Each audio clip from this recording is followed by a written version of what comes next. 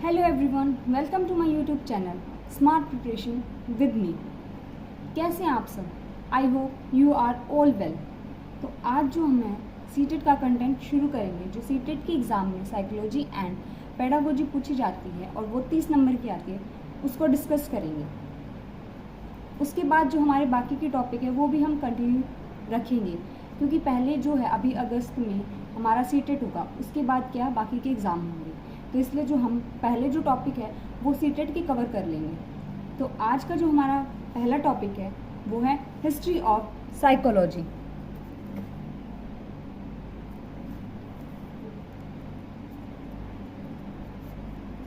History of psychology. I know ये CTET के exam में नहीं पूछा जाता है, लेकिन फिर भी हमें पता होना चाहिए कि जो साइकोलॉजी है वो कहाँ से आई थी और कैसे आई थी और कौन लेके आया था। हमें इस चीज़ की नॉलेज होनी चाहिए। तो वैसे तो ये बहुत छोटा सा ही टॉपिक है, जल्दी ही कवर हो जाएगा। तो स्टार्ट करते हैं कि जो साइकोलॉजी है, मनोविज्ञान, वो कहाँ से आया था। पहले क्या है, फिलोसफी थी, बस एक ही सब्जेक्ट होता था, फिलोसफी यानी दर्शन शास्त्र।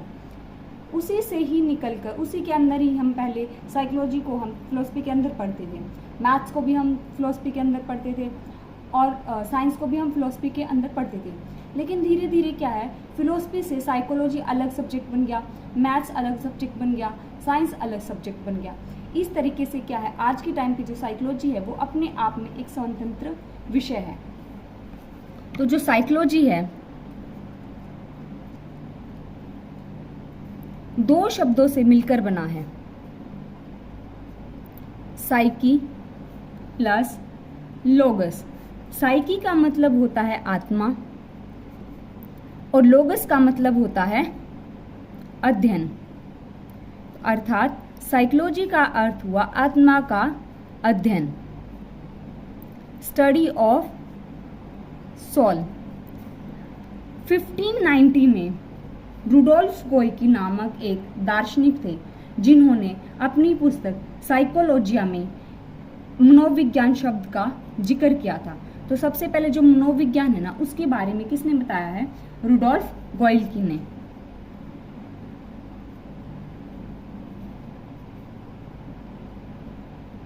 रुडोल्फ गोइकी ने अपनी पुस्तक साइकोलॉजिया,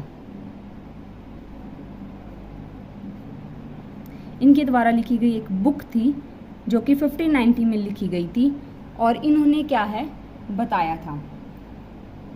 अब सबका मानना अलग अलग है कि कोई मनोवैज्ञानिक कुछ कहता है, सबने अलग अलग परिभाषाएं दी हैं। कोई कहता है कि जो हमारा मनोविज्ञान है वो किसी भी प्राणी को नियंत्रण कर उसके स्वभाव को जानना है। कोई कहता है कि हम मानव के व्यवहार का और उसके अनुभव का अध्ययन करते हैं। इस तरीके से सबने अलग अलग क्या है परिभाषाएं दी हैं।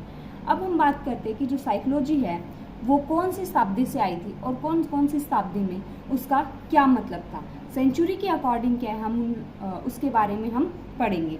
अब सबसे पहले आती है इसकी जो शुरुआत थी वो हुई थी 16th सेंचुरी में। कब हुई थी? 16th सेंचुरी में। 16th सेंचुरी में सबसे पहले आई थी साइंस ऑफ सोल। मनोविज्ञान को क्या कहा गया था? आत्मा का विज्ञान। इसके अंदर जो अरस्तु, प्लेटो और डेकार्टे, ये प्रमुख दर्शन शास्त्र थे। इन्होंने बताया था कि जो हमारा मनोविज्ञान है वो हमारा आत्मा का विज्ञान है। लेकिन आज के जो मनोवैज्ञानिक है ना, वो इस बात से संतुष्ट नहीं थे, क्योंकि जो आत्मा है वो एक अमूर्त वस्तु है, ना तो हम उसको देख सकते हैं ना ही हम उसको सुन सकते हैं। तो फिर हम कैसे पता लगाएंगे कि उसके दिमाग में क्या चल रहा है, क्या वो सोच रहा है? हम इस चीज़ का पता नहीं लगा सकते। इसलिए क्या है, वो लोग संतुष्ट नहीं हुए थे। किसने बताया था? अरस्तु, प्लेटो और डेकार्टे ने। उसके बाद आई थी 17th सेंचुरी, 17वीं शताब्दी। 17वीं शताब्दी में क्या था, इन्होंने मनोवैज्ञानिकों ने बताया कि साइंस, जो मनोविज्ञान है वो साइंस ऑफ माइंड है, मस्तिष्क का विज्ञान है। प्रमुख दार्शनिक थे Leibniz, Kant, Hume, Hobbes, John Locke और पोम्पोलॉजी। जो पोम्पोलॉजी है वो क्या थे, प्रमुख थे। उन्होंने क्या है, ज़्यादा जोर दिया था कि जो हमारा मनोविज्ञान है वो हमारा मस्तिष्क का विज्ञान है। लेकिन अब बात करते हैं मस्तिष्क की।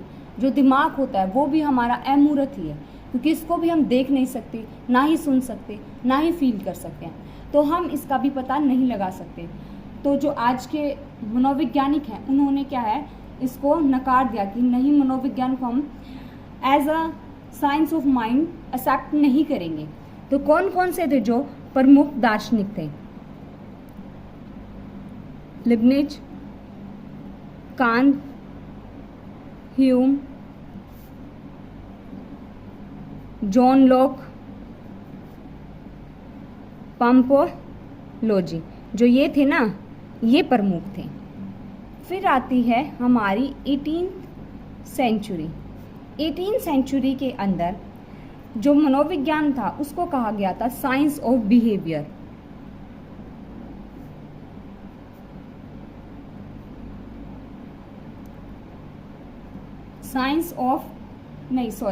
इसको कहा गया था साइंस ऑफ कॉन्शियसनेस।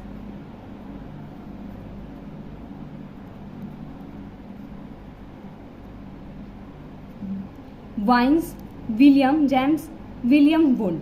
इन्होंने क्या कहा गया था कि जो हमारा मनोविज्ञान है वो क्या है, चेतना का विज्ञान है।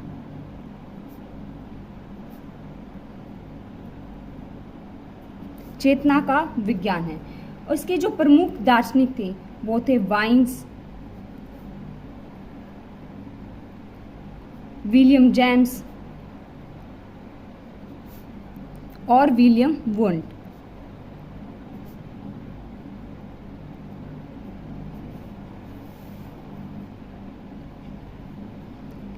तो 18th सेंचुरी में क्या आया था, साइंस ऑफ कॉन्शियसनेस। चेतना, चेतना का मतलब होता है हमारी अनुभूति, हमारी मानसिक क्रियाएं, जैसे कि हमारी संवेदनाएं, हमारी कल्पना, हमारे प्रतिमा, ये सब चीज़ें क्या चेतना के अंदर आती हैं। तो जो विलियम वुंड थे, इन्होंने क्या है 1879 में सबसे पहले जर्मनी के लिप्टिन शहर में प्रयोगशाला खोली थी।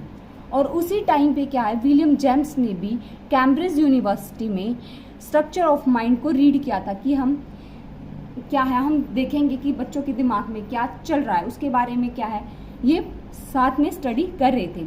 लेकिन आज पूछा जाता है कि सबसे पहले जो प्रयोगशाला वो किसने खोली थी, विलियम वुंड ने। लेकिन जो चेतना का विज्ञान है ना, हम ऐसे पता नहीं लगा सकते, तो इसको भी क्या है, एक्सेप्ट नहीं किया था। उसके बाद आई थी 20th सेंचुरी। ये 18th और 19th सेंचुरी की बात है जहाँ पे साइंस ऑफ कॉन्शियसनेस आया था। उसके बाद आई थी 20th सेंचुरी, जिसमें मनोविज्ञान को साइंस ऑफ बिहेवियर कहा गया था।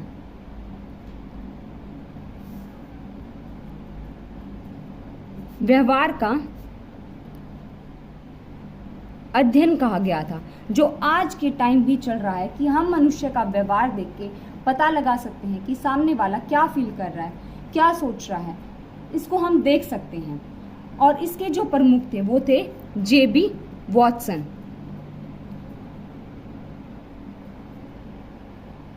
कौन थे, जेबी वॉटसन। और जो जेबी वॉटसन थे ना, इनको फादर ऑफ बिहेवियरिज्म भी कहा जाता है, व्यवहारवाद का जनक, फादर ऑफ बिहेवियरिज्म,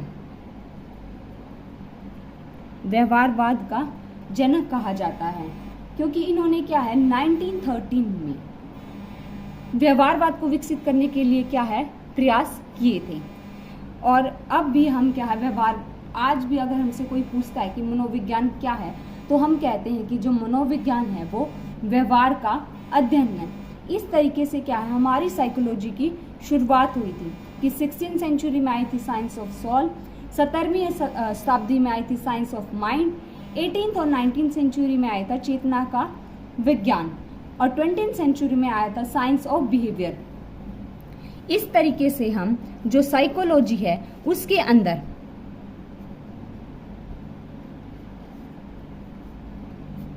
सोल, क्योंकि सबसे पहले हमने आत्मा को ही त्यागा था, फिर हमने मन को त्याग दिया, और फिर हमने क्या है, जो व्यवहारवाद था उसको क्या है, अपनाया था। Soul plus behaviour plus past experience. हम साइकोलॉजी के अंदर हमारी आत्मा क्या है, हमारा व्यवहार क्या है और हमारे पास्ट के जो अनुभव है उनके बारे में हम पढ़ते हैं। तो ये था हमारा आज का topic, history of psychology. I hope आपको समझ आया होगा। Thank you.